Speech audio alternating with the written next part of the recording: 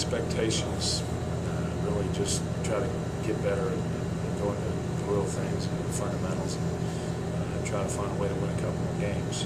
But we don't necessarily put all of our stock in football. Obviously we want to continue to build quality young men, bring in. We've got a great class coming in, and so it would probably unfair to me to post any type of expectations in terms of we've got to win this amount, we've got to get to this point, because we have progressed and we've gotten better. This past spring we had a real nice spring, we've had a good summer, and so all we can hope to do is to get better, to have our kids get better, and have them take ownership, expect them to be leaders, and that's probably the biggest thing, is being leaders. And the ball's kicked off, all of the work that you put in, that's your payday. And how that ball bounces, it's too difficult to predict. Well, we just again, it pretty much continue to get better and progress within the offense. It's there's a lot of things he did this spring that he wasn't able to do last fall because it was just so fresh and he was so new.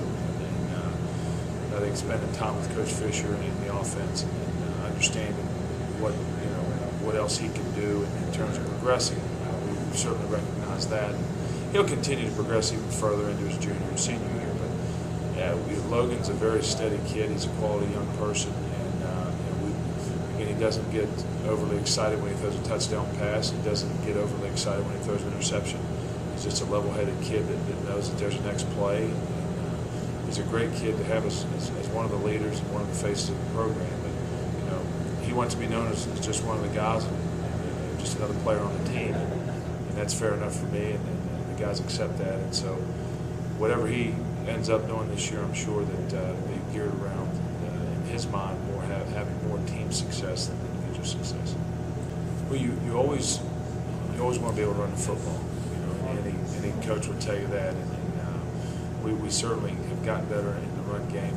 We've got all of our own linebackers except for Matt Corey, and we've got all of our running backs returning as well. We've brought some talented freshmen into this class too at running back, and we're going to get better in the run game. But balance-wise, it just the defense is going to dictate what we do. And Coach Fisher wants to have a tough group that's disciplined and that is capable of running the football as a primary goal. Got to get better on defense. It's certainly something that we've focused on this past offseason. In recruiting, certainly we've signed a lot of young defensive players, and several of which we think can come in and play this fall, and that's important that we get them ready. But leadership-wise, with Dewey McDonald and Greg Underwood, and Rylan Newman, and some of these veterans, Devin Johnson's, Luke Black, they're talented, and they've been around this league for several years. And what experience means, I don't know. It's just about them gelling and coming together and deciding that they can be special together. It's got to be team defense. They've got to play fast. They've got to play physical, and they've got to tackle well. So I think we've certainly gotten better through spring ball significantly. I think we got better in recruiting, and I think that this is a group that's determined to certainly improve on their overall numbers last year. We've got Clarion at home Thursday, September 1st. And Clarion is a first-class organization.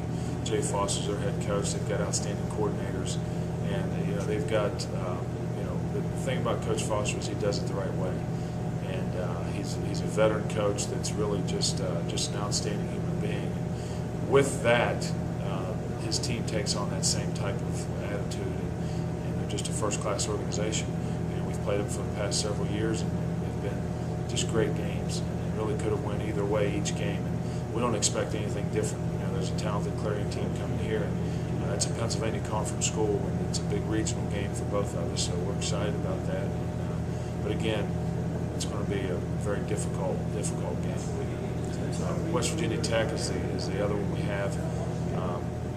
Being an NAIA school, they've got talent. I know they had a guy that maybe signs a free agent last week, and so they've got a lot of talent. They've got a spread offense.